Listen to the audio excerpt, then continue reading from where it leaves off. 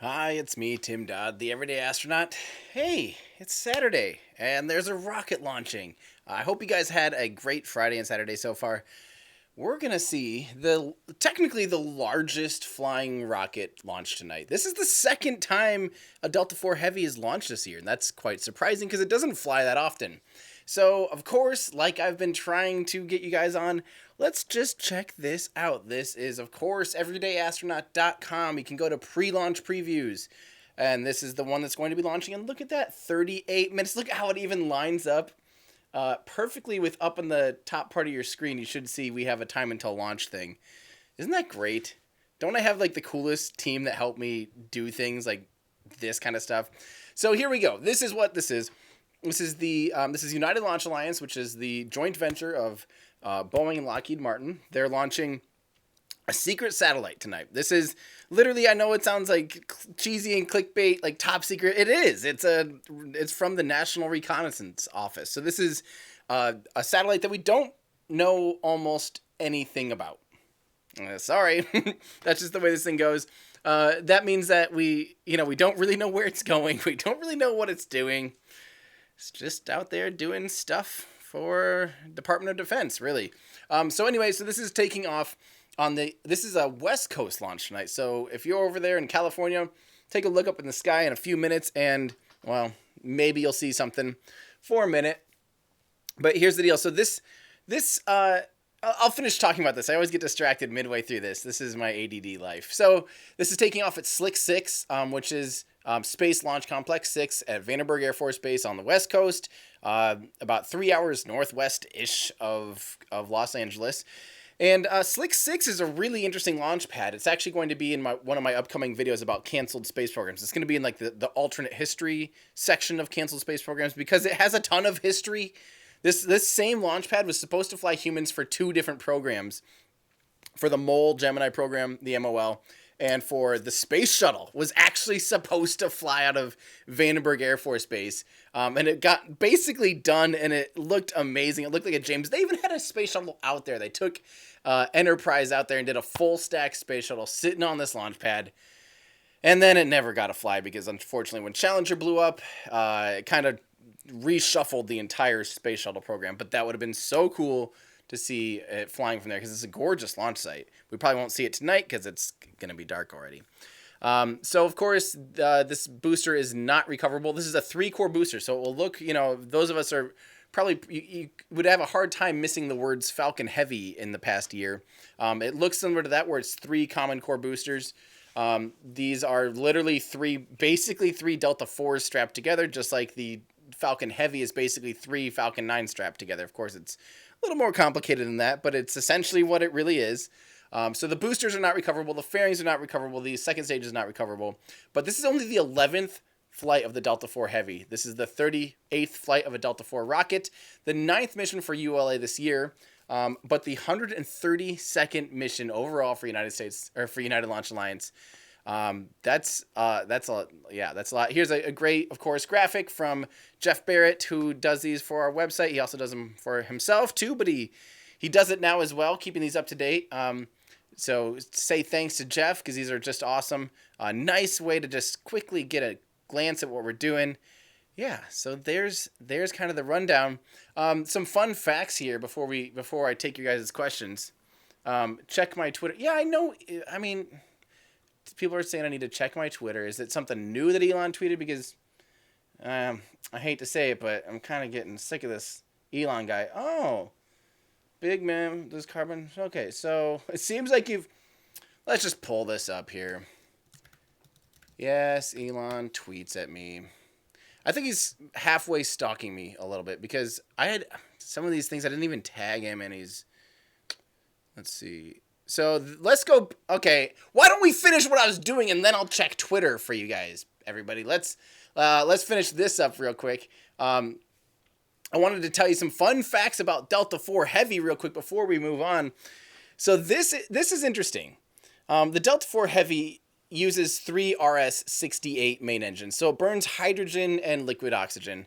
But what I like about that, it's a super, those are super efficient engines. They're basically actually a stripped down space shuttle main engine, it's kind of like related to the RS-25 space shuttle main engine, but it's a lot simpler, like significantly simpler, which obviously means a lot cheaper as well. And so what we see with this, one of the interesting things that you might notice, so I don't know if you can see in this picture, there are some orangish flames coming off this thing. And you might go, Tim, I thought you said this was like the space shuttle, which you really can't see the flame of. The space shuttle with those RS-25s burning hydrogen is basically a clear flame. So you might go, so why do we see a flame on the Delta IV Heavy? And also, we'll talk about this next, but notice that you see the kind of an orange hue to the flame, to the exhaust. That's because they use an ablative cooled nozzle. So instead of using like a fuel or some way to actively cool the nozzles of the engines, they ablatively cool them and let pieces of it flake off, which then gives it that orange little tint, which is kind of a fun fact. But another fun fact, notice that this picture of this rocket, notice that it looks like it's reused. It almost looks like a SpaceX booster. This is a brand new rocket, but yet it looks super charred and super crazy, right? So you're going to see when any Delta IV Heavy or Delta IV lights up, it belches a little bit of hydrogen, and they intentionally ignite that hydrogen so it doesn't develop into a bigger issue. And so you'll see this like burn off, and it literally has flames. It cooks itself real quick before it leaves the launch pad. So you'll see it catch fire briefly. That's normal. I think they try to maybe do something about it for a minute. People are saying it's grainy for them. Um, Tim, grainy, window grainy. What? What are you guys talking about? What's grainy? I don't want a grainy stream. I'm running all systems ahead on my end. Huh. Just my face is grainy? Well, I'll look into that next time. I don't know if that's something I want to troubleshoot right now. So you're going to see it catch fire. This is always fun. And one more fun note is all three of these engines and all three core boosters are only a tiny bit more powerful than a normal Falcon 9. And this is physically a larger vehicle, has larger diameter cores, it's taller than Falcon 9 and Falcon Heavy. You might, if those of you that have played Kerbal Space Program might be sitting there going, how on earth does it make it off the pad then? It's physically larger. Like how, with less thrust than, way less thrust than a Falcon Heavy, how does it get off the pad? The answer is it's only about half as heavy as Falcon Heavy. So really this should be like Delta 4 trim mode or something, because it is quite a bit lighter weight. A lot of that is due to hydrogen being pretty light. It's physically large because those hydrogen tanks need to be quite big. But also don't forget, just because you make a cylinder larger doesn't necessarily, the weight doesn't increase like a 1-to-1 ratio. You gain some efficiencies actually by increasing the diameter something area something cubed. I'm not a rocket scientist. There you go. That's weird. Sorry if you guys people are saying my stuff's grainy. Nothing's changed here on my end, so I don't know. Well, yeah. So, okay. Let's keep going. First off, Renau, thank you. While watching the capture maneuver early this morning, the commentators talked about the international docking adapter. Are there plans on replacing the adapter that was lost during CRS-7? I think that flew again already, like CRS-12 or something. I believe it's already been installed even on the International Space Station. Can someone confirm? Okay, we're going to go live here for pretty soon with Delta 4 Heavy. Fair warning for those of you that haven't watched, unfortunately, a ULA launch. They are a little bit antiquated in their streams. So kind of forgive the lack of like data that we're going to see on screen and things like that. But it's still an awesome rocket. You got to give them props. And sorry, and what was I asking for? I was going to get some data from somebody.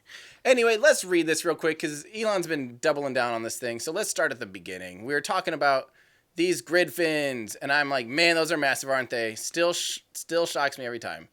Oh, he was tweeted in that. That's probably why. I didn't realize what I had typed had been, I don't know where he's tagged at. But anyway, he responded, as far as I know, the largest single-piece titanium casting in the world. Major improvements over the old aluminum grid fins, as the titanium doesn't need heat shielding or even paint. That was the first one. Then let's see. We got more info. So then, yeah. Someone said, what's the actual booster made from steel? I said aluminum. Some parts are carbon composite. Interstage. The new Starship and Super Heavy will be all carbon composite. Apparently not. The new design is metal. Fairly heavy metal, but extremely strong. Oh, wow. That's cool. All right. Well, this is fun. So then I said, it seems like you've made some really big changes recently. Is this why we didn't get a big technical rundown at Dear Moon this year? So what's with the big mandrels at the port? Or are those carbon tanks shown off for the past, or those carbon tanks shown off for the past couple years? And he said, yes, probably saying yes to, they've made some big changes. And he said, but cool pics of the demo Starship that will be flying. That's freaking awesome. In 4 weeks. That's hard to believe. All right. ULA time, guys. That's enough Elon Musk news for today. Launch Complex 6, a Delta 4 Heavy rocket, is fueled and ready to launch the NROL 71 mission for the National Reconnaissance Office. Good evening and welcome to ULA's live launch broadcast. I'm Tyler Strickland, a trajectory engineer from ULA's mission design team. We are not working any issues at this time. However, we did work through a few earlier in the count, which moved our liftoff time to 8:15 p.m. Pacific. Tonight's coverage will conclude following the confirmation of payload fairing jettison, which occurs about 6 minutes after liftoff. A few minutes from now, the count will enter a planned 15-minute hold. This hold gives our team some additional time to resolve any issues that may come up prior to entering the terminal count. Look how cold it looks. That's crazy. Roger. Don't forget, this is a cryogenic stage. So everything is super cold. Hydrogen, liquid hydrogen. Are in band for TPA spin. Massively cold. Let me hear Verified. this.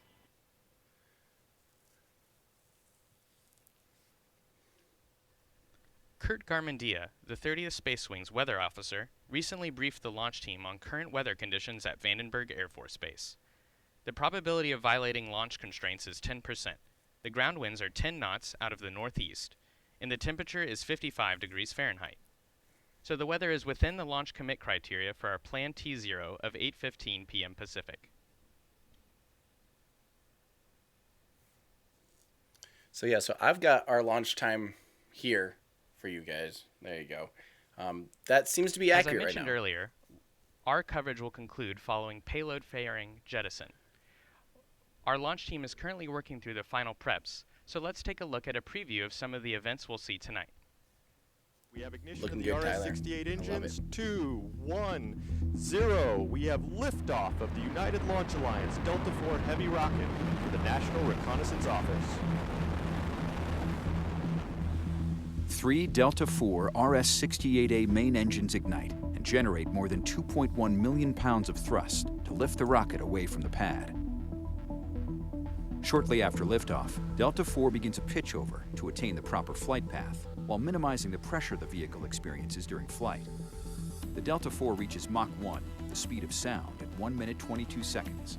At 3 minutes 56 seconds, the port and starboard booster engines shut down, followed by jettison 2 seconds later.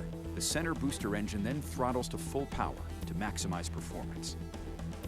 Approaching main engine cutoff, Delta IV is burning propellant at a rate of 1,945 pounds per second, traveling at more than 13,281 miles per hour and located 115 miles in altitude and 378 miles downrange. At 5 minutes 36 seconds, propellant levels deplete and the main engine shuts down. 7 seconds later, the Delta IV separation system activates to release the first stage. The vehicle now weighs a little more than 7% of what it did at liftoff. At 5 minutes 55 seconds, the first Delta Cryogenic Second Stage, or DCSS, main engine burn begins. During ascent, NROL 71 is protected inside a 5-meter diameter payload fairing. At approximately 6 minutes 6 seconds, the payload fairing is jettisoned. That's it. It's going to be a quick little stream for this. I'll get to you guys' questions here soon. I want to make sure that I'm not interrupting anything they say. They might not say that much, though, guys, because this is a secret, top secret satellite. So we don't really have information about it. So maybe I will talk until they come back on. Nozumu Yum, am I ethanol fueled right now? I assume you're speaking of libations. I restrain from any form of libations on air or before air. And if all things go well, maybe I will have a nice little schluck of whiskey or something afterwards. But otherwise, on screen, no ethanol. Stan, mobile full screen live chat covers my face. I don't know what to do about that. I could try to redesign the app quick. I'll call Google. Sorry. I don't know what to say. I don't know how to fix that. But thank you, Stan. Muggsy, just a thanks for everything you do. Thank you. ULA is using a Delta IV Heavy rocket to launch the NROL 71 mission. This is the 38th Delta IV launch since the inaugural flight in 2002 and the 11th flight of the Heavy configuration. Produced in Decatur, Alabama, the Delta IV Heavy, the nation's proven heavy lift launcher, is comprised of 3 common booster cores, each powered by Aerojet Rocketdyne RS-68A engines, and a Delta Cryogenic Second Stage powered by an Aerojet Rocketdyne RL-10B2 engine.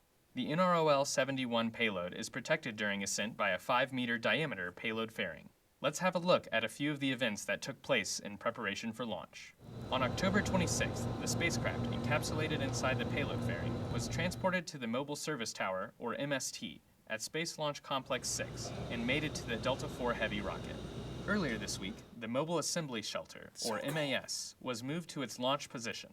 The MAS protects the Delta IV rocket from the wind and fog so common to its location here on California's Pacific coast. Final launch preparations at Space Launch Complex 6 begin with rollback of the Mobile Service Tower, or MST. Using 40 hydraulic cylinders at pressures nearing 3,500 psi, the MST was raised 8 inches and rolled back, revealing the Delta IV Heavy. At 100 feet by 100 feet by 300 feet, the MST is as tall as a football field is long, as wide as the length of a basketball court, and weighs in at about 10 million pounds.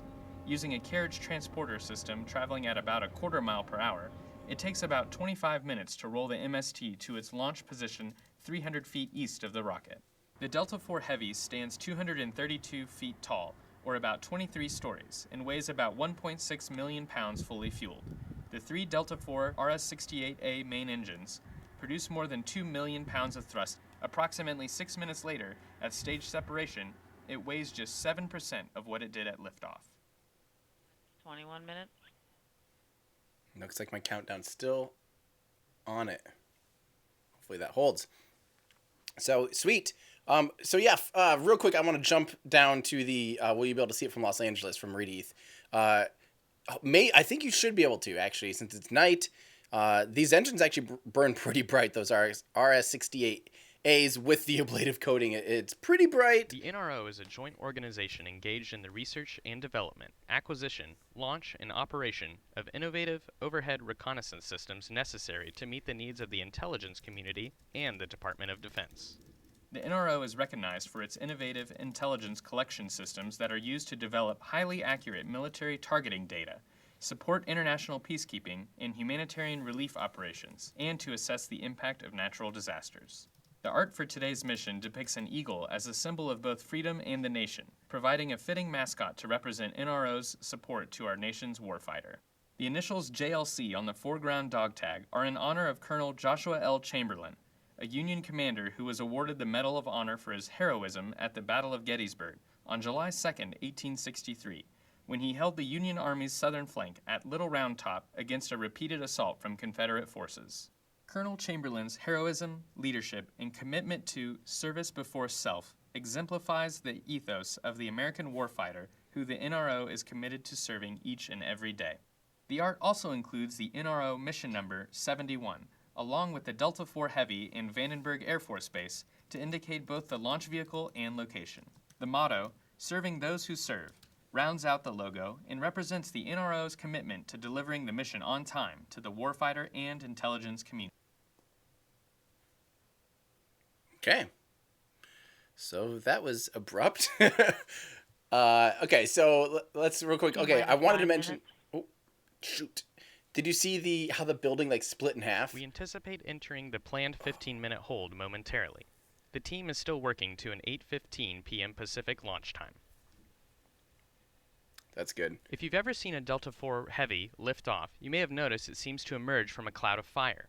Recently, I had the opportunity to sit down with propulsion engineer Chris Coleman, who explained how it works. This will be good. Let's hear this. So, Chris, we know that the Delta IV Heavy is the nation's proven heavy lifter, but when it lifts off, it seems like it's coming out of a cloud of fire. Yeah, so Delta IV is hydrogen, so hydrogen being very light gas, it wants to float up, large buoyancy, and then you add fire to it, sort of like hot air balloons. First thing we do is we inject hydrogen down in the flame duct, light it off, and before the engines come up to power and evacuate the duct, you end up getting a hydrogen fireball that comes up the side of the rocket. So we changed the Delta IV ignition sequence to include a staggered start. Was that anything to do with trying to prevent some of that fire? So it is to help minimize the amount of environment on the rocket, essentially bring it from a 3-stick rocket to a single medium stick rocket. And in doing so, we reduce the char on the side of the rocket. What you'll see with the staggered start is that the one rocket will start early and you'll see the fire come up the one side of that one rocket. And then the other two start up 2 seconds later, and the fireball isn't nearly as high visually. So what I'm hearing is that this fireball and the charring on the side of the vehicle, really it's all expected. Yes, the rocket is designed in such a way that we apply cork on the bottom end of the rocket, which is very resilient, and then the foam along the cryogenic tanks. They're all designed in such a way that with the thickness and the charring, that it protects the rocket itself from the environment. So I know with the Delta IV Heavy, we tend to run a little fuel-rich. Does that tend to contribute anything to the fireball? Not necessarily. So a hydrogen rocket, you'll tend to, due to the way the math works out, you want to go a little bit fuel-rich. What we're seeing on the rocket is mostly hydrogen that we've introduced first in order to chill the hardware prior to starting up and spinning up the pumps. And that flame is really an open-air flame, not necessarily one that's mixed with liquid oxygen. So was the staggered start ultimately effective in doing what you wanted it to? Yeah, it was quite effective. We actually ended up getting pretty much as we predicted, an environment pretty similar to a medium rocket or a single booster rocket. The results you could see actually on an L-65 mission where we had the char layer essentially go down. Well, Chris, I really appreciate you taking some time to talk to me today. It's really interesting to hear more about what causes the big fireball at liftoff, as well as what staggered start has to do with it. So thanks again for coming out to talk with me. Happy to help. One drain valve cycle test. Sweet. Roger. Okay, so they're going to go into they do these holds, and it's normal. It's weird. They don't have like a totally automated launch countdown thing, so they will purposefully put the vehicle into a hold. Tonight's mission is ULA's 9th and last for 2018. The year ends as it began, with a mission for the NRO. It also included the first Mars mission from the West Coast and the bittersweet last flight of the venerable Delta II. Let's take a look back. It has been a busy year for ULA. Some big flights. Liftoff of the United Launch Alliance Delta IV rocket during the NROL 47 mission.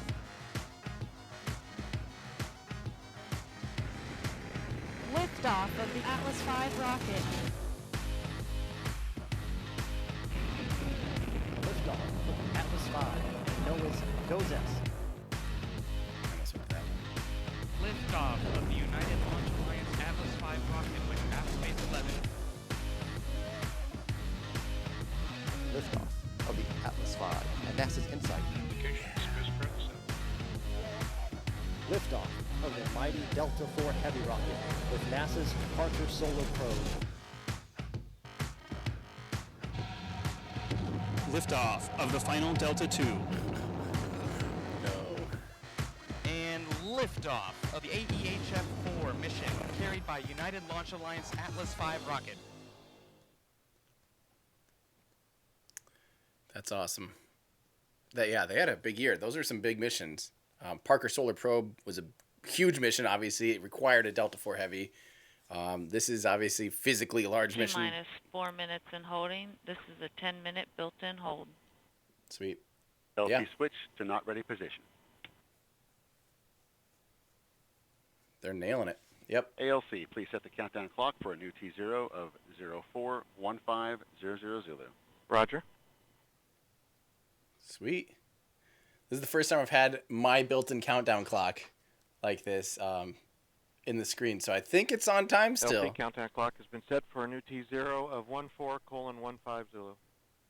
Or 04:15 Zulu. Roger. Yeah, we're bang on. All right, so we have a few more things to talk about here, and if I don't get to these, I'll talk about them afterwards. There's been some funny things in here. Okay, so let's see. Man, we're back. Muggsy, thank you. Animated Sky, thank you. Matt W, thank you. You almost fell asleep. Glad you're here. Welcome. minus 14 minutes. I'm minus 14. Okay. Looks like we might be a touch ahead on the art countdown clock, so we'll have to listen in. So as you just heard, we have entered a planned hold, and we are still on target for an 8:15 p.m. Pacific launch time. Cool. I like that. I like that. I don't like staying up super late, so please don't scruff. LC. And Hero Brian, what's up from Texas? Scan pattern 140. Thank you so much. Sorry, I'm trying to also listen to this at the same time. Jeff. NRO launch mission managers, who are junior U.S. Air Force officers working at the NRO, are responsible for putting multi-billion-dollar satellites into the right orbit at the right time in support of the warfighter. It's a unique job in the Air Force with a tremendous amount of responsibility that develops Air Force officers and future NRO leaders. Here's a behind-the-scenes look. ALC. Go. AC. AC is go. RC. Clear to proceed. Launch director. The launch vehicle is ready to launch.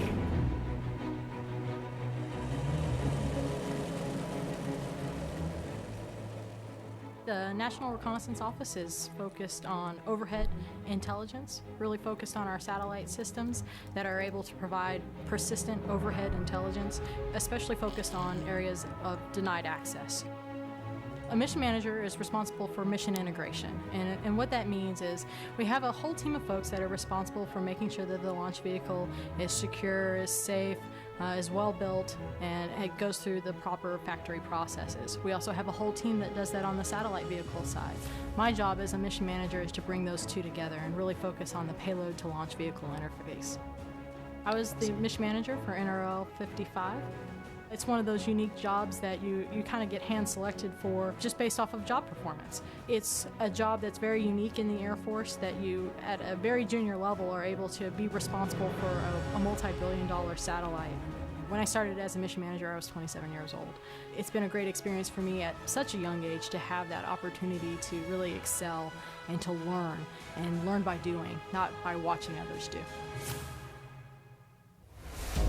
So being a mission manager for the NRO is a huge benefit to future jobs as a senior officer, having to interact with senior leaders, understanding technical information and being able to communicate that to anybody else who needs to know those details. So I'm responsible for the spacecraft as it processes through the launch base, gets rolled out to the pad and stacked onto the launch vehicle, and then the actual operation to launch the rocket and put the satellite on orbit.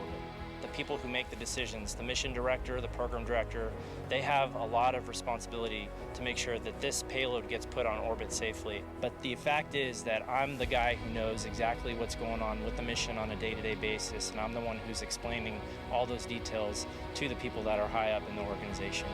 4. We have main engine ignition. 2, 1, and liftoff. So I've launched about 12 missions so far. Each launch is different, each launch is hard, and you feel great after it gets off the ground and gets up into orbit. I was a mission manager for one launch back in 2009 to 2011. The most favorite job I had in the Air Force so far. Taught me so much about how small we are individually, but how powerful we are as a team. The mission manager job, I think, is really designed to be a junior level captain, early major, because it gives you an opportunity to learn so much about a system. You learn from the requirements phase to the operations phase. You are involved in every aspect of a mission, and it's crucial in the development of Air Force officers and future leaders in the NRO. The day of launch was very tense. I remember those last few seconds very vividly. We were all watching the clock, and as soon as those rofies ignite and that plume went up around the rocket, and you just pray that thing gets off the ground, and it did. And we had a moment where we could run outside and check it out, and it was fantastic. Launching is a means to an end. Being able to actually put a satellite in orbit is why we're here. So the fact that my launch vehicle was able to put our satellite in the right orbit at the right time was what mattered.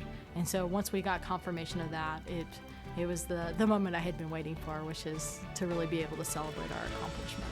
My job is the best job in the National Reconnaissance Office. It's been hard and challenging, and that's really what makes the job fun. It's working together with the community to put this payload on orbit for the warfighter. 9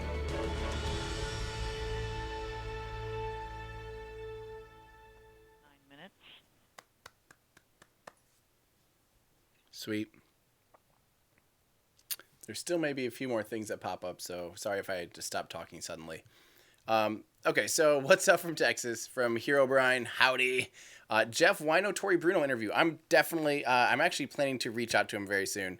I have a lot of great questions to ask him. He is an awesome rocket guy. He is very active on Twitter, answers really good, deep technical questions about rocket science, and about he's a rocket scientist. He develops rockets, and now he's the CEO of ULA. On time verified. Roger. I do want to hear the countdown clock. Or LC switch to ready position. All steps are complete prior to the status check.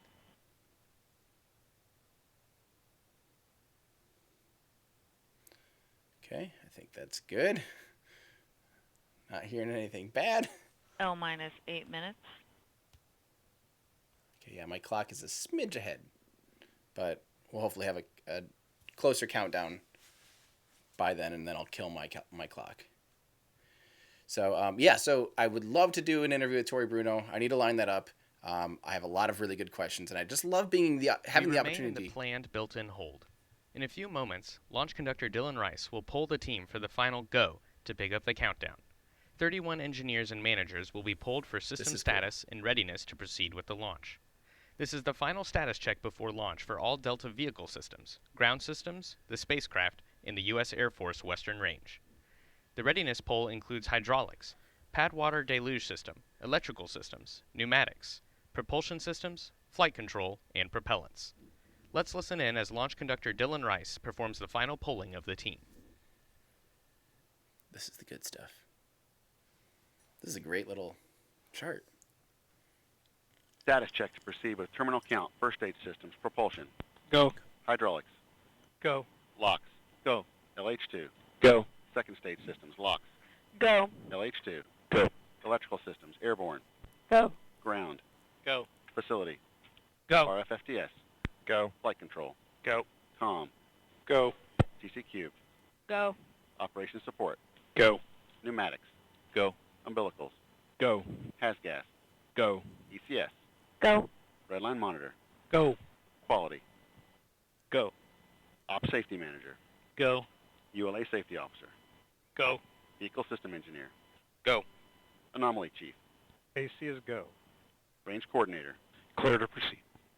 Launch director. Launch vehicles ready to launch. Mission director. You have permission to launch.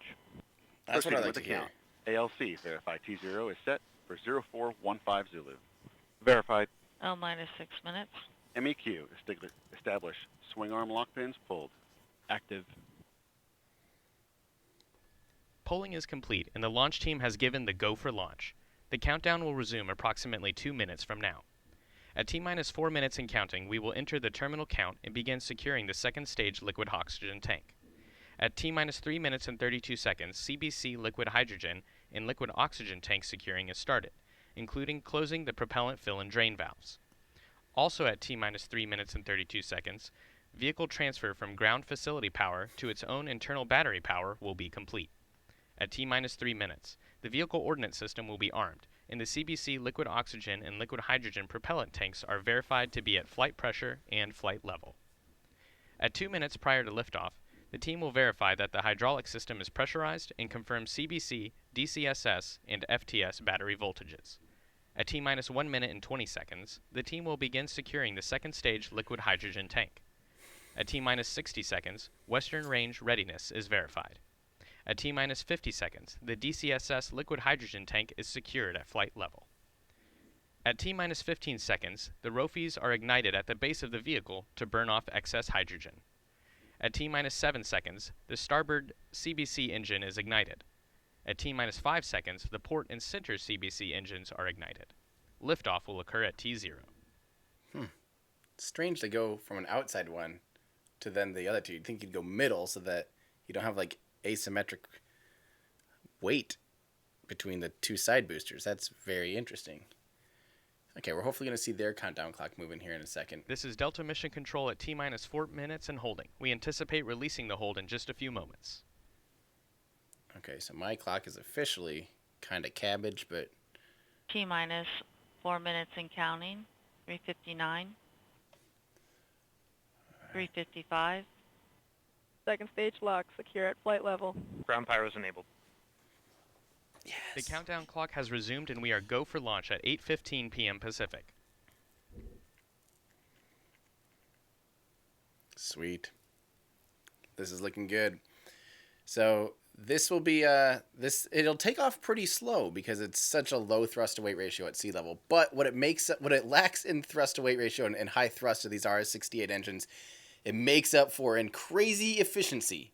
And really, you know, at a certain point, of course, everything in rocketry is a trade-off. There's a compromise in everything. But Efficiency definitely wins out in the long run. This thing can put substantially more payload to geostationary transfer orbit than, say, Falcon Heavy, despite having like half the thrust. This is hydrogen and oxygen, the whole thing, upper stage, and the all 3 cores of the first stage. And I'll get to your guys' questions here in a second. I'm nervous that we're going to hear. I'll keep going here. So yeah, Tori Bruno, yes. Reedy, will we be able to see from Los Angeles? Yes, internal. Probably be able to see it from there, from LA. Renau did a little research on the IDAs, the International apparently, they're building a third IDA to replace the lost one. You're correct that SpaceX did get the second one up there already. Good. That's what I thought. That's the International Docking Adapter. She locks flight pressure and flight level. I was going to say they need that IDA in order to send up either the Starliner or the Dragon 2 spacecraft, because both of them will be actually docking to the International Docking Adapter and not berthing. Yeah. Ridvik Goppel, hi Tim, I love your content. Would really appreciate a video about planning a trip to watch a launch. Your enthusiasm 2 is... minutes, 159. Hydraulic pressure at 4,000. I have 155. Launch sequence started. I have a video for you. I already have one about, at least if you're... CBCLH2 at flight pressure and flight level. If you're planning to watch one in... 40. Sorry. FCS launch enabled. 137. Not a good time for me to talk. Let's listen. I'll get to you in a second. T-minus 90 seconds. The launch vehicle, payload, ground systems, and Western Range are go for launch. 120. OCU's armed. FCS count started. Here we go. Getting close.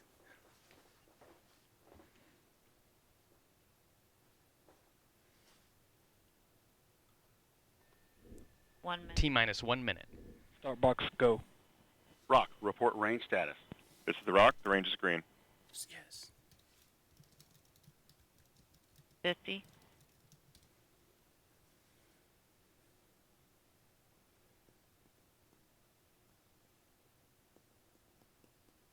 Second stage, LH2 secure at flight level.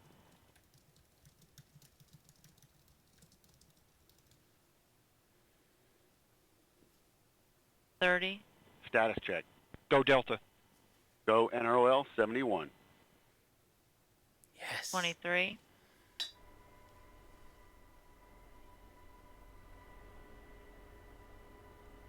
Here we go, guys. 15. Brophy ignition. T-minus 10, 9, 8, 7, 6, 5. We should have ignition. 4, 3. Hold. No. No. Stage 181. Wow.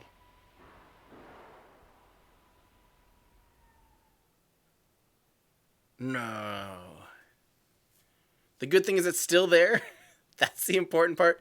A hold has been declared. We are standing by for more information. It's only 2 holds, so might have a long enough window here. There might be a chance they could reset depending on what the issue was. So let's listen in here. Maybe we'll get some more information. That is unfortunate. That was such a tease right to the MECO confirmed. Last second there. Ooh. I want to see my heart rate. What a just.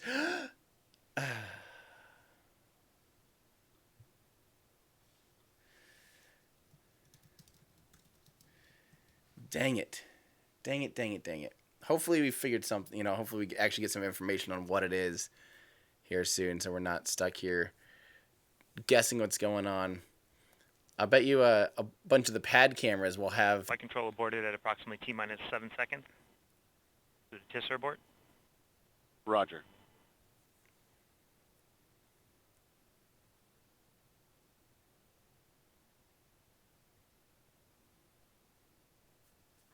And flight controller, are you ready to reset the clock to T4 and holding? I am ready. Roger. ALC, reset the countdown clock Good. to T-minus 4 minutes and holding. Roger.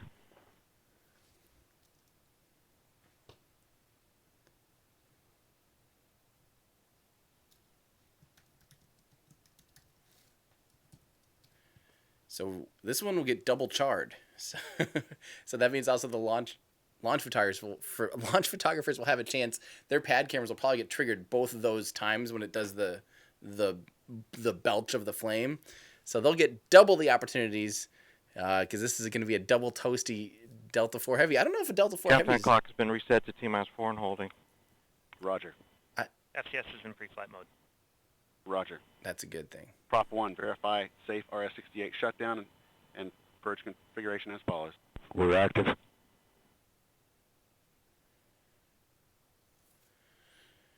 Okay. DST-1. BSS-4 to switch BSS-1 and BSS-2, force to channel 1. In work. MEQ, swing arm lock pins install. In work.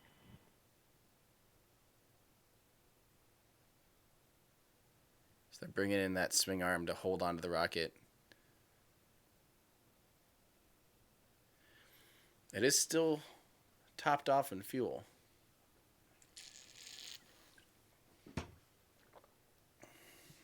LC can report pad as normal.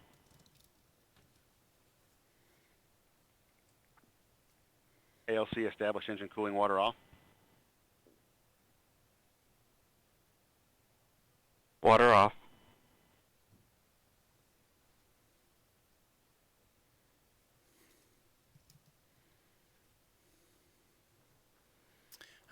I did not know either that they could abort this late. I've never seen an engine fire. Not the flames engulf, but I haven't even really seen commit to it, to the engine ignition, and then a full blown abort like this. I saw one ULA launch out at Vandenberg in 2014, and it got down to like T-8 minutes or 8 seconds or something, or 15 seconds, and they have a water deluge system that begins to shower the pad and kind of the base of the rocket to do sound suppression and also protect the actual launch pad and the infrastructure from the blast of the rocket. And since the pad hadn't been used very much, it was the Delta II pad. The pump or the valve that's supposed to open that water deluge system was stuck, so they actually had to go out the next day and replace it. Luckily, it did go off the next day. It's crazy, crazy they would have a spare. LC fuel 1. Go fuel 1. At step 60, fuel 1 is nominal. Roger. Or correction, that's step 80. Understood. LC PLE on 1. Go PLE. Yeah, we're still in our second stage lockup. We'd like to go ahead and vent the second stage LOX tank at this time. Proceed. Ooh, that's not good. LC per step 80, substep Bravo, fuel 2 is nominal. Roger. That means they're detanking the oxygen in the upper stage.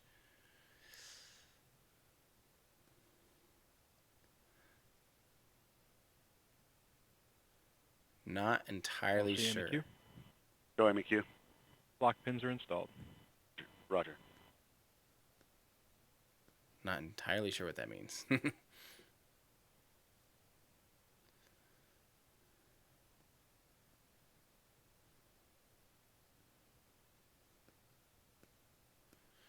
All right, hopefully we hear a little more information here on the actual comms net.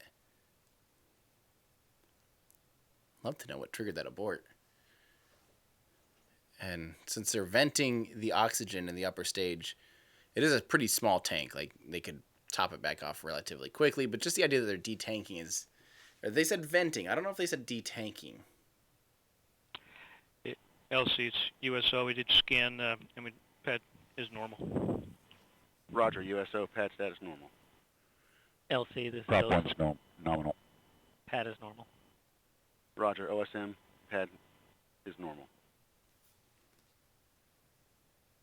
And Prop 1, you're calling in nominal as well? Yes, sir. Roger. Okay, I guess the call-out was vent the upper stage, so I don't think they're detanking the upper stage oxygen tank. That is a good thing, because that could be not fun. That could be a very, very bad hold.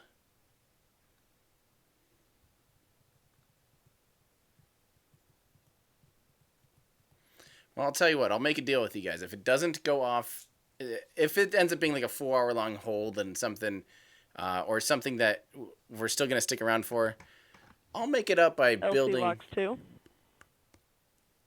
Go LOX 2. LOX 2, nominal. Roger. LC LOX 1. Go LOX 1. LOX 1 nominal. Roger. PNE at step 90. Establish PSN 2. Roger. And that's verified. HYE, secure hydraulics. Roger.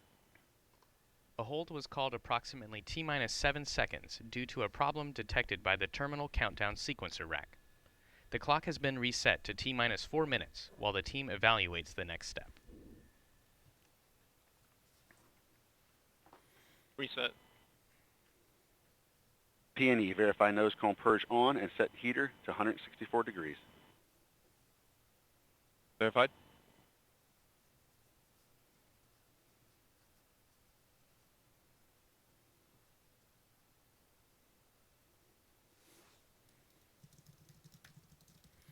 What I was going to say is I'll build one of these in Kerbal Space Program quick if we end up having something to wait around for and another thing to like, oh, we'll come back in 30 minutes or something. I'll make it up to you guys. FISBO LC net 1. This is FISBO. Report ready to safe vehicle ordnance. Ready to safe vehicle ordnance. Verify FISBO concurrence to safe FTS. FISBO concurs. FTS LC. Go ahead. Command FTS safe and external. In work. So that's the flight termination system.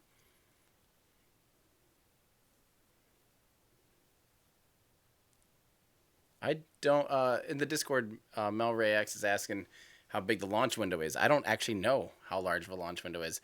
We don't know where this thing's going. We don't know how big the payload is. I don't recall. Maybe they did actually talk about the launch window. Let me know if you guys know of the actual launch window here tonight. I don't remember if it was published. It probably would be. That should be known is what their launch window is. Sir Dingo with some very bad statistics. They were guessing the odds of a failure. I would not bet against ULA.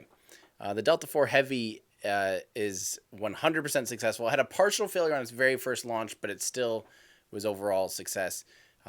The ULA's rockets they're like over 100 successful flights in a row now. They are very reliable. I would not, that is a bet I would not bet on. These things are, what they lack in show, they make up for in reliability and mission assurance, that's for sure. They've been doing it long enough between the heritage companies of Boeing and Lockheed Martin that they definitely know what they're doing. FTS. Go. One. Go FTS. FTS safe and external. Roger. OSM, place SRM ignition switch to disable position. Don't know what that is. SRM ignition disabled.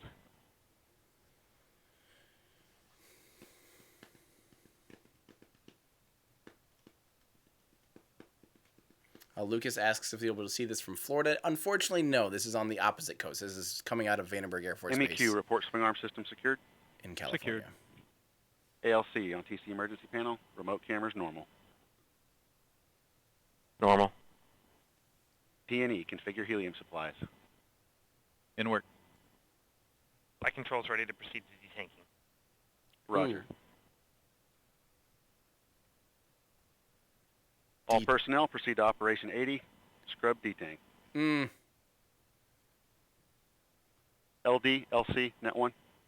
LDN1. Okay, at this time, recommending we proceed into detanking operations. Please proceed, LC. Dang it.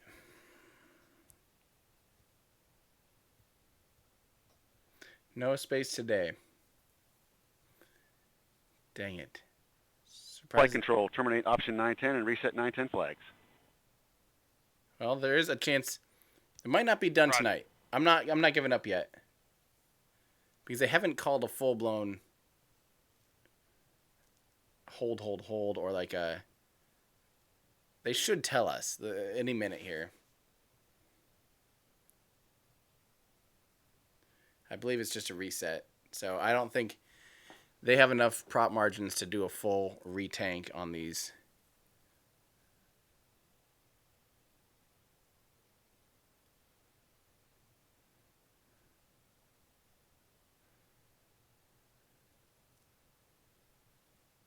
He did say scrub, but you can scrub for just a little bit of time. Unlike SpaceX, when SpaceX launches... Option 910 terminated and flags reset. I'm not giving up. They should tell us Roger. if they're giving up. Redline monitor, LC. Go ahead. Stop redline monitor. Roger.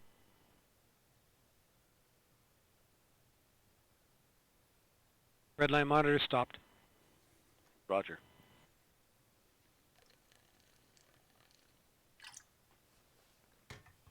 ALC, adjust clock to T plus 5 minutes and start plus count. Roger.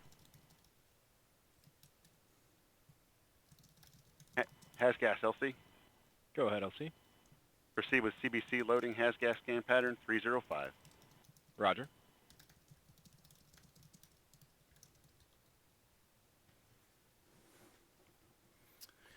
Okay. This is Delta Mission Control. It has been confirmed that we will not continue with Delta 4 NROL 71 launch activities tonight, and a new launch date has not been identified. For the most up-to-date information, please visit ulalaunch.com, follow us at ULA Launch, or call 1-877-ULA-4321. This concludes tonight's coverage. I'm Tyler Strickland. Thank you for joining us. Thanks, Tyler. Well, you know what that means. I'd say it's time to pull up a little bit of a rocket thing. I'll get Kerbal pulling up here.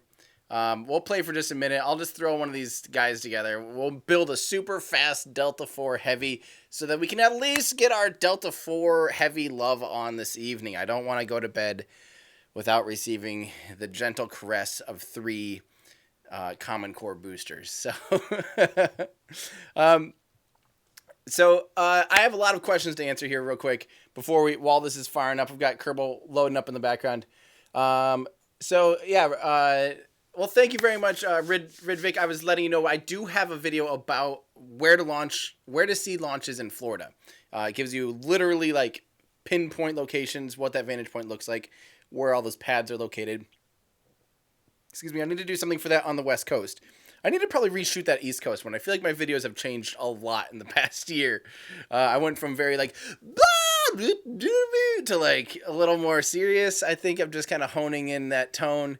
I should probably reshoot videos like that are more evergreen and meant to last several years, because that's a pretty relevant and long-term thing. But it is still a good video as far as the context. I also have that available on my website written out, so if you need to like reference it while you're traveling or something, you can do that too, everydayastronaut.com, or just search best places to view launch in Florida. You'll find my info online. But I don't have it for Vandenberg yet. Eventually I want to do it for like everywhere, so bear with me. Maybe someone can like script, maybe in Discord someone will, yeah. Peter Davis, vertical integration. Falcon Heavy cannot do that. That is correct. That is a good thing that the Delta 4, that really altogether that ULA currently has the option of doing that. SpaceX cannot do in any way, shape, or form right now is vertical integration. Let me pull this up here quick. So that's, these towers here, they can take a crane and lift. We saw it briefly in the webcast. And it lowers the payload down. So that means your payload does not have to be able to survive being tilted on its side, which is something that if you're flying on a SpaceX rocket, you have to do because they are in a horizontal integration facility. They're rolled out horizontally, and then they're picked up and vertical, kind of like Russia does that. ULA does not do that. Or they don't. Actually, I don't think they do that on any of their things. And it is considered an advantage. It's advantageous to be able to do that. All right, yeah, next. EMG, Elon just gave new info, responding to my question for the second time in 1 month. I'm giddy like a child at Christmas. And he knew prior to the interview, AMG. Good question, and thanks for saying hi. So, like I said, I kind of have backed off a little bit. I'm going to wait until there's some new information about Starship and Super Heavy, and then maybe I'll be like, hey, maybe when you're ready to talk about it, can we talk? I don't want to be the one being super, like, in his face about it, because, yeah, like I said, there's definitely a difference between pestering and persistence, and I don't want to cross that line too much, so... Yeah, so if you guys want me to interview Elon, which I would like to do that, I think that'd be a worthwhile interview, and a worthwhile interview for him, because I think I could actually ask him the questions that he would like to talk about, as opposed to how much does this cost and when's it going to fly. So I would really enjoy that. So if you want that, do maybe just when you're on Twitter, ask him. We'll see. And Hero Brian, don't tell my mom I'm donating. I hope that's not true.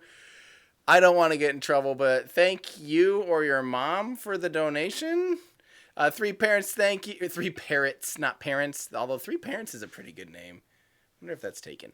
Thank you very much, Seth. Almost missed this one. Thanks for streaming launches. More entertaining for someone to comment on what they're saying. Well, I appreciate you stopping on and saying hi. I love launches. Are like almost every launch is like a Super Bowl for me, you know, for sports fans. That's actually something I realized. That's what it feels like to me when people are like, why do you care? So what? And I've always said that about like football or American football or baseball or something. I'll have people that like totally nerd out of that stuff, and they'll have all these stats and stuff. I'm like, why do you care? It's just a bunch of people throwing a ball. Like this, I know how they feel, because they're looking at me like going, dude, why does it matter? And I like to explain it to them why it matters, but I definitely think like the commentary about the stuff is pretty reminiscent of people getting excited about sports. And so the launches are like game day, and I love being able to nerd out on all the stuff that's happening on game day. So I'm glad there's other people out there that are on that same page. Nozumu, you should take the train through Vandenberg.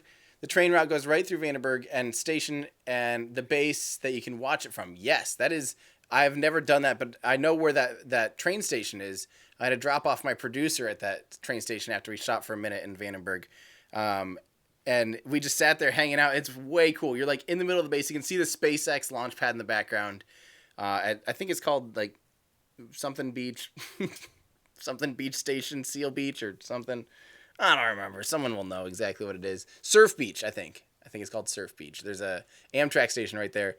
It's super weird, but it's really pretty, and it's definitely like we just hung out there. Yeah, it was fun. And let's see. Hackhawk, where did that go? I might have messed up my whole thing. Thanks for the live stream and the alert. You're welcome, Hackhawk. Thanks for saying hi. B Decho 505. Hey, boss, when's the new Glenn video coming out? Would be very relevant to my interview upcoming. I hope I can get it out before your interview's out. I went nuts on Wednesday, Thursday, Friday, getting all that new content out about the actual failure of the grid fin, because it was a really fun analysis. I know I say I don't like to do like reactionary videos about unknown news sources, and I'm not like trying to be a news person, but this was something that I know how this stuff works, and immediately knew, oh, well, there's what happened for the failure. So I was excited to get a video out about that, but I don't want that obligation, because that is exhausting. I went to bed Wednesday night just drained, barely slept Wednesday night, barely slept Thursday night, was working all day Thursday and Friday, getting stuff done, working on that new Glenn video, but also kind of working in the background, like how I can replicate that for the other video about the failure. It's really, really, really exhausting. I can't tell you, but I still do love it, but just don't always expect it. So if in the future something happens in the world of spaceflight, don't always expect it from me. I can't always do that. But when it's something I know, and I like the Soyuz abort was a perfect one. I was in New Zealand, not going to happen. B, I don't know Soyuz that well. I don't know the exact, no one knew what happened. So I wasn't really going to make a video about it, because it'd just be like a 2-minute, like, here's what happened. But we are waiting on info. I waited with SpaceX until we had answers before I tried to sit down and make a video. I think that's important to me.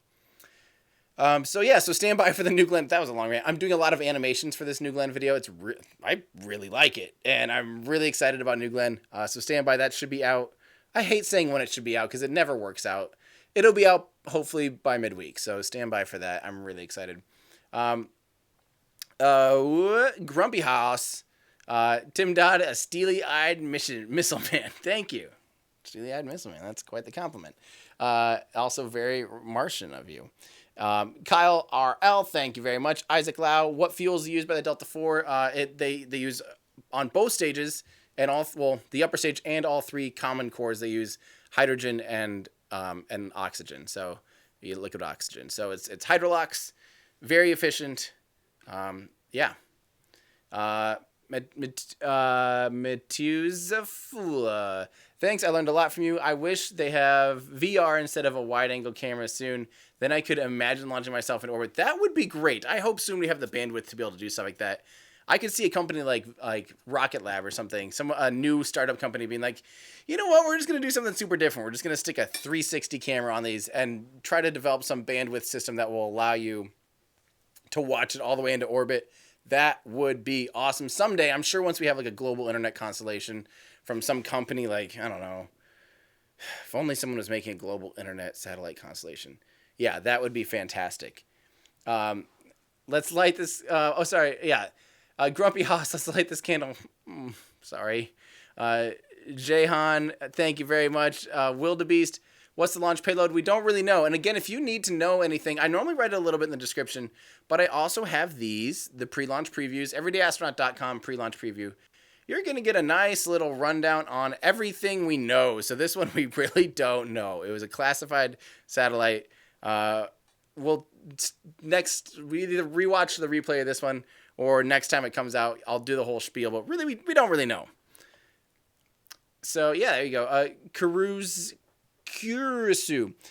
It was the organization. They failed to launch their BHB this time. That was a joke. Rockets, why you got to be excited like this? This week?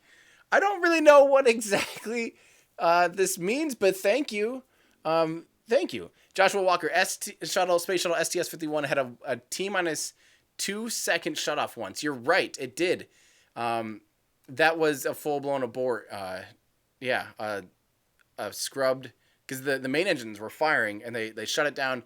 But once they lit the solid rocket boosters on the space shuttle, it's going somewhere, and you can't shut those things off. So, yeah. But the abort was obviously because they had just lit the 3 RS-25 main engines. And then they killed them, boop, and it was still sitting there on the pad. I cannot imagine how scary that'd be, because you didn't even get that twang.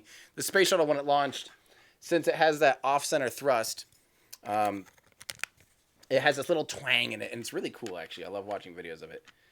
Instead of watching videos, I'm going to do an original recreation using a very cool toy. So since the main engines here, when they lit it, and when they ignited, I don't know. When they lit the main engines, since it's off-center thrust, it would push the whole stack only like 3 degrees or something. I'm probably wrong on the number, but a few degrees. And then they'd wait for it to come back. It also gave it time to verify the engines are good to go. So just kind of go, and then they'd light the solids. You're welcome for the sound effects. They're included. Tyler, doesn't the Delta IV Heavy have a perfect launch record? Yeah, we talked about that briefly. Yes. Harry O'Brien, that launch would have been beautiful. You're right. Thank you again. Hope you're not spending your mom's money. Peter, gonna need legit flames painted on the side, Tim. That would be sweet if they just put flames on the side. I would support that. And thank you, Peter. Mike, race between Delta IV Heavy and Falcon Heavy and KSP. I don't know how I could do 2 at once, but that does sound like a lot of fun. If there's a way for me to easily do that, I would love to do that. Cornerback 3141. Disappointing not to see launch, but it was interesting to hear all the callouts during the hold.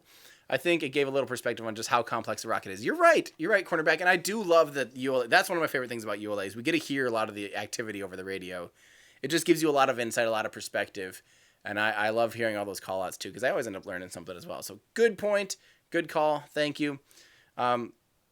The three-sided coin, I honestly don't want you to interview Elon. What I want is to interview either Shotwell or John Insprucker. That would be more interesting in my opinion. I agree. I think there's probably other people, or like Tom Mueller or, Hans, that would be phenomenal interviews as well.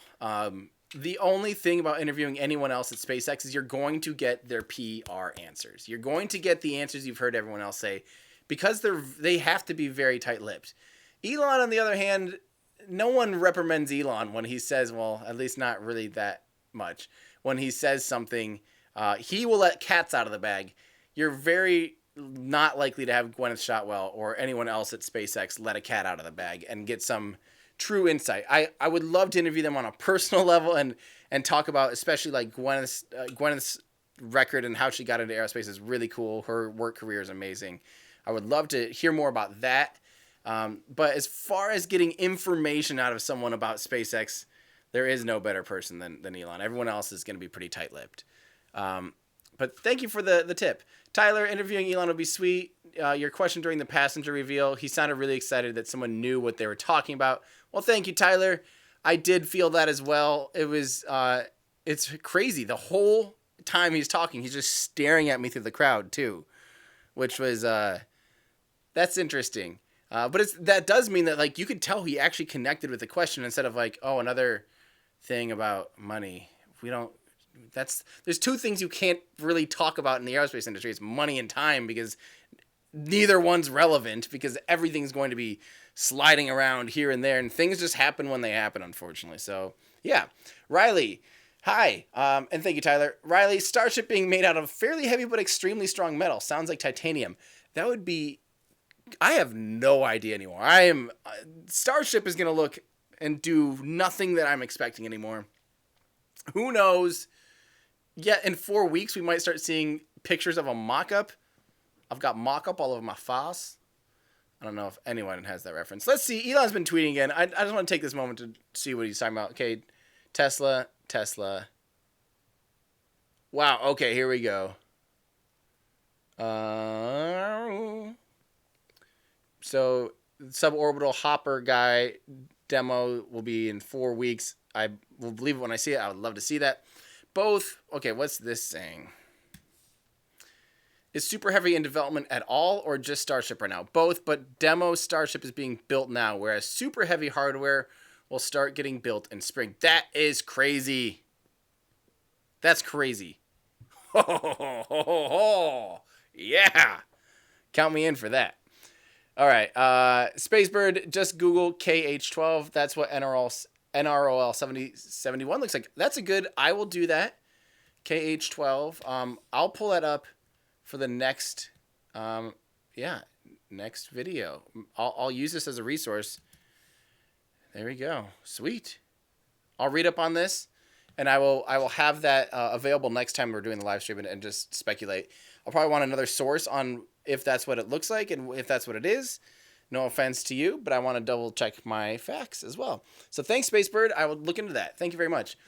Isaac, thank you. Hi from Oshkosh. Well, hello, neighbor. Very close. I've driven right through Oshkosh, and I want to go see the air show up there sometime. It's alleged. Thank you, Renaud. Shame the rocket launch scrubbed. At least the rocket is still available for a second try. Did not expect to scrub once the engines were lit. I did not either. I have not seen that happen with ULA. Like I said, that's crazy. J-Craft, Boeing Starliner or on Vulcan, will it happen? That's a good question, JR Craft. I don't know. I'm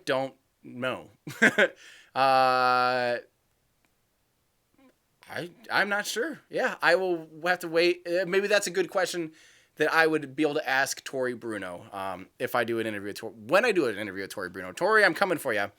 Yeah, that's a great question. That's a really good question. I would love to know that answer as well. Nozumu, when you get Elon interview, you must... No, I don't do that. So, and I think Elon's learned his lesson, my friend. I am pulling up the Kerbal Space Program to do the world's fastest flight of a Delta IV Heavy that you're ever going to see. And because we're just winging it here, let me know if stuff's too loud. I'm going to just start getting music going. We're just going to put on a little mood for the night. I have not been playing that much Kerbal lately, guys. I've been busy boy.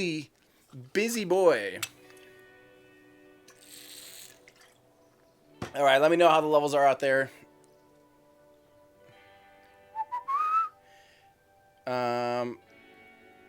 Mike, I'll look into that in a minute, Mike, but I don't have time to scroll up forever.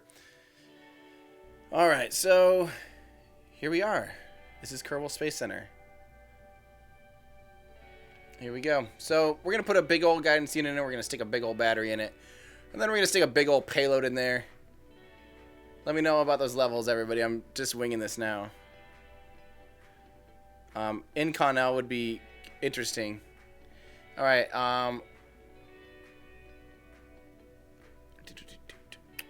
So we're going to throw on, just for a big old payload, this would be a pretty big payload if it's a Delta IV Heavy. So we're going to just throw on one of these sciencey things. And then why not throw another probe core on that just so it can kind of be something. And maybe another battery. And then maybe some solar panels so it doesn't die. I don't want to have to like do anything with it. So yeah. I don't know. Good enough. You guys can't see anything. Oh, joke's on you. Okay, apparently the late night is getting to me. Come on, why can't I click on my camera? Hello? I love that the chat keeps going. Good old 20-second delay. I'm going to keep it up here. I like that.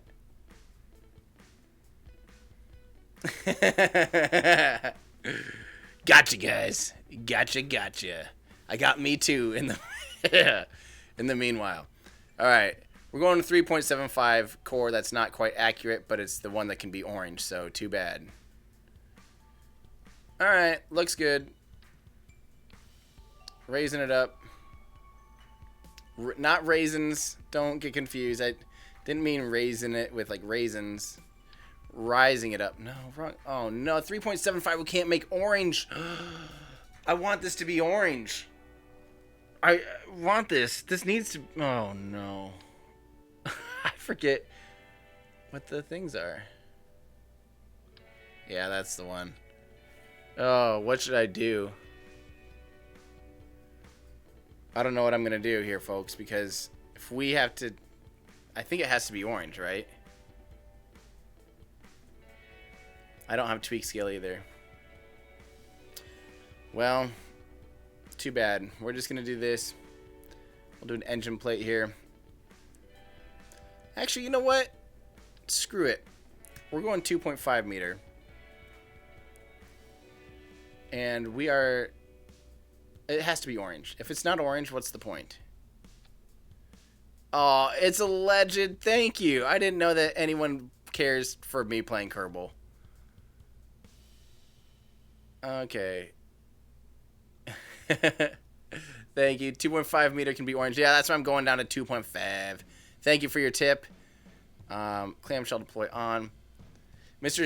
Smodge, shame about the scrub launch. What are your thoughts on the new Australian space agency? Assuming you don't know much about it. So really, a space agency is a government thing. So it really means that like they don't have plans other than maybe they'll be able to launch someone someday. And an organization to be able to handle if they were to launch space things. Because don't forget, they did launch some orbital rockets, at least one orbital rocket out of the Woomera launch site that I talked about in my canceled video. It was a British rocket, but it launched out of Australia. So, Imad, that's funny you ask about any new Kerbal streams with Jacob EQ. Funny you ask that because I was just about to talk to him about it like literally today. So maybe soon, I do sure miss those Kerbal live streams. This is probably about as efficient as an RL10 or a decent enough analog. Let's get this up here. Good enough thrust to weight. Looks good. All right. The world's fastest Delta IV Heavy build. Coming at you. We gotta have orange. If it's not orange, I don't want it. What did I do wrong here? We need that shroud. What? Shroud disabled? What am I doing wrong? Hey, do that thing. Oh, there's like a... Do that thing. Do that thing where you do it.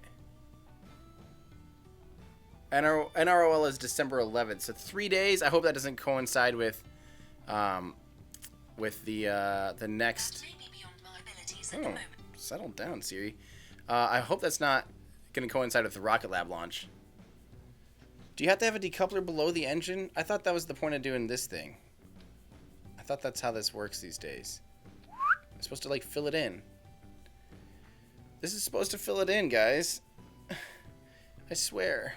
I swear. Oh, it's coupling to the... Oh, that's why. Okay, hang on. I'm gonna make this one notch longer. No! What? Apparently that's tied with that. I'm gonna push this up a little bit, and then hopefully we'll only see that. There we go. There we go! I knew I wasn't totally out of my mind there. And then we're gonna use nice and efficient engines here. We're gonna push this. Check your staging.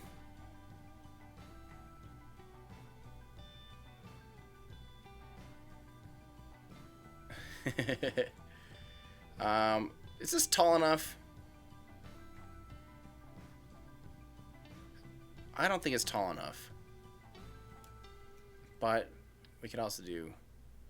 We'll do one more little section of tank. I'm not going to do that full major one, though.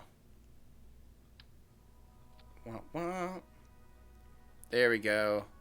And look at that. We have what would be a Delta IV medium with no strap-on solid rocket boosters. Alright. Let's stick some decouplers on. Let's throw this thing out to the launch pad. Get it going. Get it to space. We can save some time by before doing that, just going like this, then going like this, then going like this.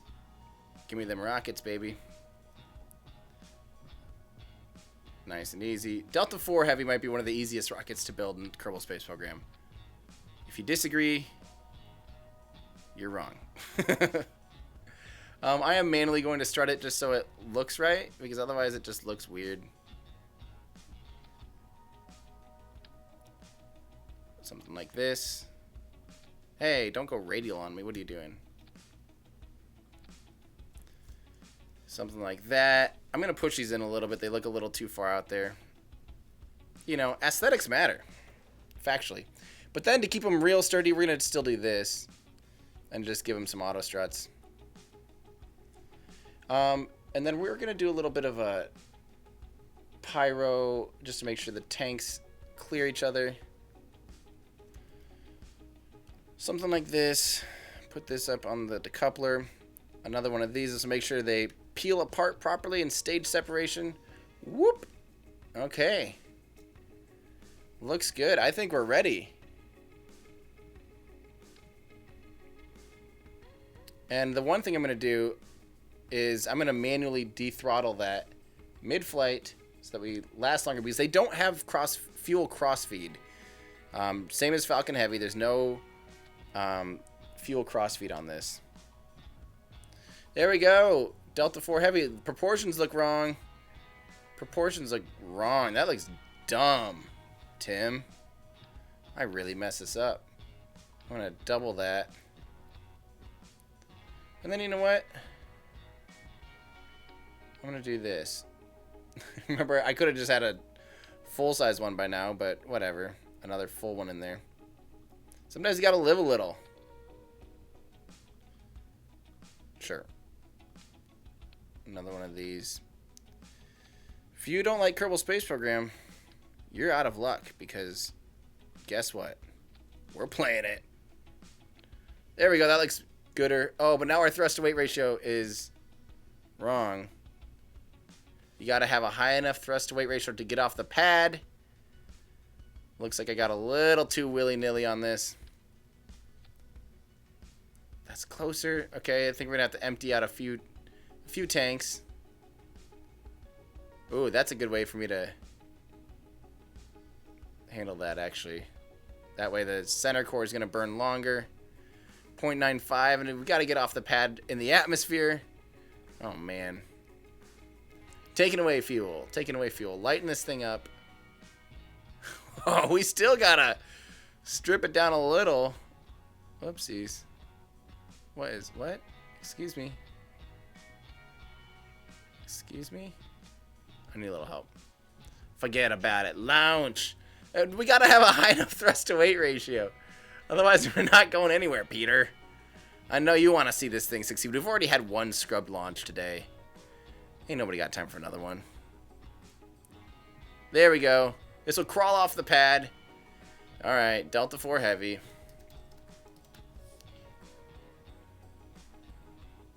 Here we go. Madman just wanted to say hi from St. Paul. Hey, watching you do Kerbal makes me want to try it myself, but I think it'd be killing an awful lot of those guys. That is what Kerbal is. It's basically Kerbal Murder Factory is really what the game honestly ends up being, at least for a long time.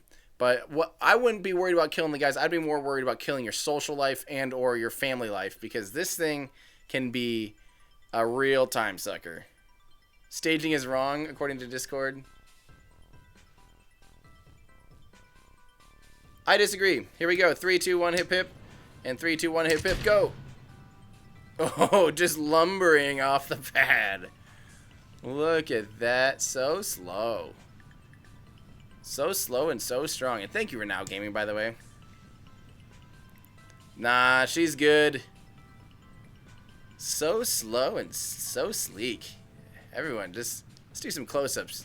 Let's do some glamour shots here. Oh, yeah. Look at that. I love it from this angle. Oh, cool. The old blast. This is actually one of my favorite launches. This is the second favorite launch I've ever seen in person, was the Delta 4 Heavy. It was with the Orion mission. I didn't even talk about that in the live stream. We had that sale on those Orion pictures the other day. So thank you if you were one of the people that purchased those. I did forget the hold and the scrub. I wasn't going to recreate this mission exactly. That'd be terrible. Hey, everyone, we're just going to kind of wait around for a little bit. We're going into a 4-minute planned hold here. Oh, these boosters are not going to last very long, those side ones, but...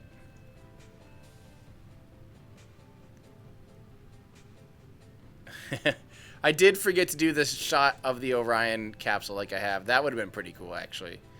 So we're starting to perform a little bit of a gravity turn. That's where you want to get out of the atmosphere as quickly as possible, but you also don't want to go just straight up. The point of getting into orbit is you have to accelerate horizontally quite fast. As a matter of fact, like on the moon, you could get into orbit from where you're at if you went sideways fast enough. If you went horizontally fast enough, you'd go into orbit around the moon.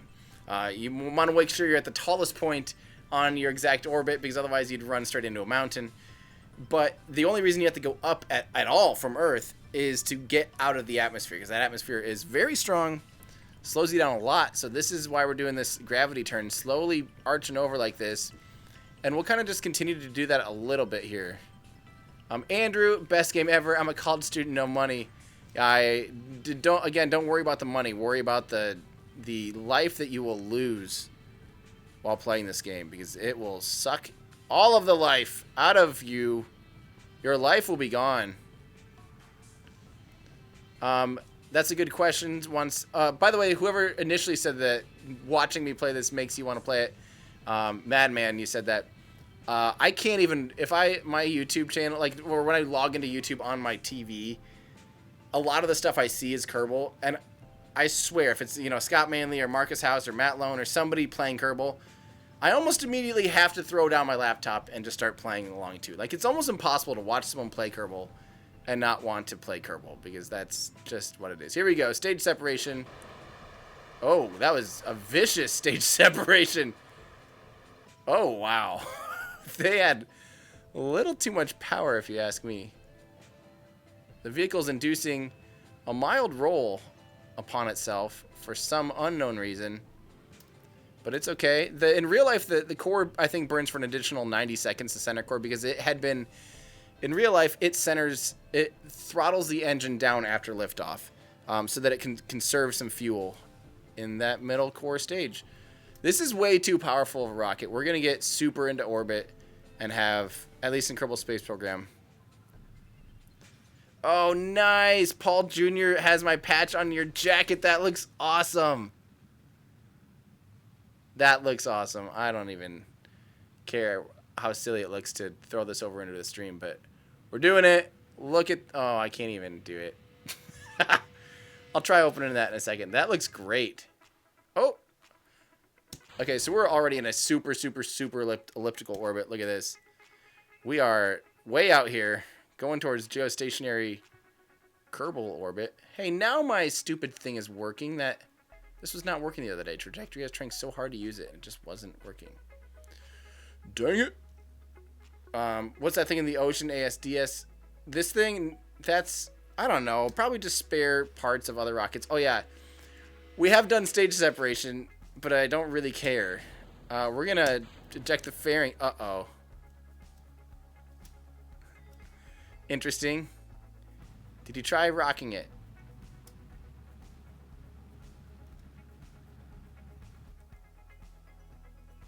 Uh-oh. This could be V-bad. Oh, if there's a square in the ocean, it's probably just... Oh, look at this. There we go. It's probably just a spare... I don't know, something that crashed. Boom, boom, boom. Alright, we're going to pop this thing up to its... Oh, the fairing just disappeared. See you later. Well, this isn't at all how the mission goes. If we wanted to actually try to recreate the mission, we should have done it in Realism Overhaul. But too bad. We're just building for funsies. We're going to take this up to its apoapsis, and we're just going to let her rip. And see if we can actually do a full-blown break out of Earth or Kerbin's thing. Whatever that thing's called. No, gravity. There we go. That was the slowest and dumbest fairing separation that's ever happened ever in the history of anything. Oh, my key's stuck now. This might be a bad mission. All right, so now we're doing our apoapsis burn.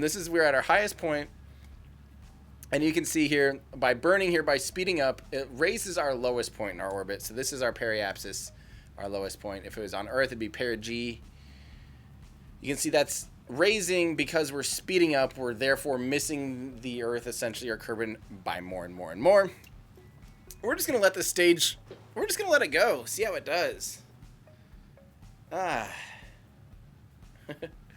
Never too late for a hold. Were you guys saying this should be... I should be making this go into a hold?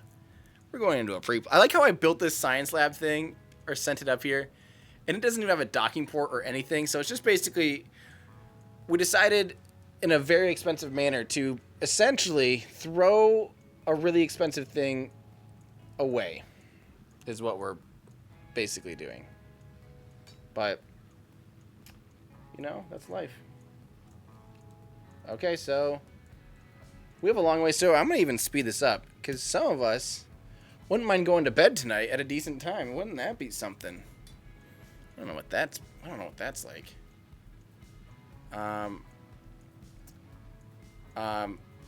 Corona, how was the launch? Hope all's well. Not like SpaceX the other day. What do you have to offer the next videos that you will upload? Good question, Corona, and thanks for saying hi. The launch was scrubbed. It will be launching again on the 11th, another attempt.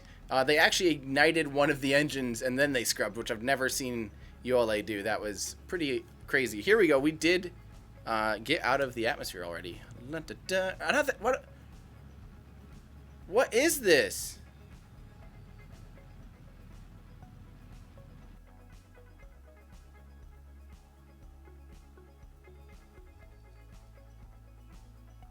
What? What? Do I have Principia installed or something? Trajectory? Is that trajectories? Weird. Ain't nobody ever seen that before. I have never seen that. That was fun. Yeah. So there we go. Now we're out here. Bye-bye. There goes our thing that we're doing absolutely nothing with. Oh, that's funny. That's funny. Okay, so Corona, yeah, the launch was scrubbed. I have a New Glenn video coming out because we finally got some details on that I can't wait to come out. A lot of animation. It's like 20 minutes long. Really in-depth. A little mini history of Blue Origin, mini history of New Shepard, and how they got to New Glenn. And then we compare it to Delta IV Heavy. Compare it to Falcon Heavy, Vulcan, and Omega. It's going to be awesome, so stay tuned. It's alleged always pop fairings below 70K. Now, is that right? I've never really done that, but that's not a bad idea because then the atmosphere can help rip it open a little bit. Who knows? There you go. It's alleged. Thank you very much. Dang. So, I'm going to head to bed, guys. I appreciate you guys hanging out. But that's all I got. I do want to show you guys Paul's jacket here real quick. That was awesome. If you don't mind, Paul, I will give you 20 seconds to respond. If you don't want me to show your jacket and a small portion of your face, respond now. Here we go. We're going into a terminal count of Paul's reaction about having his small portion of his face and a small portion of his jacket and potentially in the privacy of his living room. Here we go. We got the go ahead. Paul's jacket, everybody. Check this out. Awesome. That looks great. That is my mission patches. If you guys don't know yet, you can get all that stuff in my web store. Ta-da! Because I finally have patches like this, or like that, and like stickers and stuff. And of course, hey, look at Delta 4 Heavy. I need to talk about this again on this live stream, the next live stream when they try. Because yeah, this is one like my favorite picture I've ever taken, and it's of a Delta 4 Heavy. So there we go. Oh man, Ariel says it's officially my most watched video and it just went up 3 days ago. This might be the first one to break 1 million. Dang it, my first video is one that I threw together in 4 hours. And here I'm working for weeks. I'm working on months for this canceled series, and it's not even above 100,000, I don't think yet. Dang it, that's just the way the world works. Ugh. All right, Peter, I will definitely lullaby you to sleep with some ASMR sounds.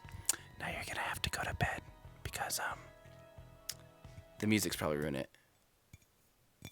Am I doing it right? Am I ASMRing? Oh, this might be. No, we are not going into an ASMR. Rockets are the opposite of ASMR. They're like the loudest things that could kill you with sound as opposed to put you gently to sleep. That's going to do it, guys. I'm going to bed. I'm going to bed. It's late and it's time. So I'll be working on that New Glenn video, so stay tuned. That'll be coming out hopefully Wednesday-ish. And you guys will have a chance to check all that out. I'm excited for you guys to see it. So, all right, that's going to do it for me. I'm Tim Dodd, the Everyday Astronaut. Thank you guys so much for all your tips and for hanging out with me tonight. It was a lot of fun. Yeah, I interrupted myself in the middle. My Tesla adventure. Oh, sounds good. Sounds good. My Tesla adventure will do. Thank you for the tip. All right, that's going to do it for me. I'm Tim Dodd, the Everyday Astronaut, bringing space down to Earth for everyday people. Bye, everybody.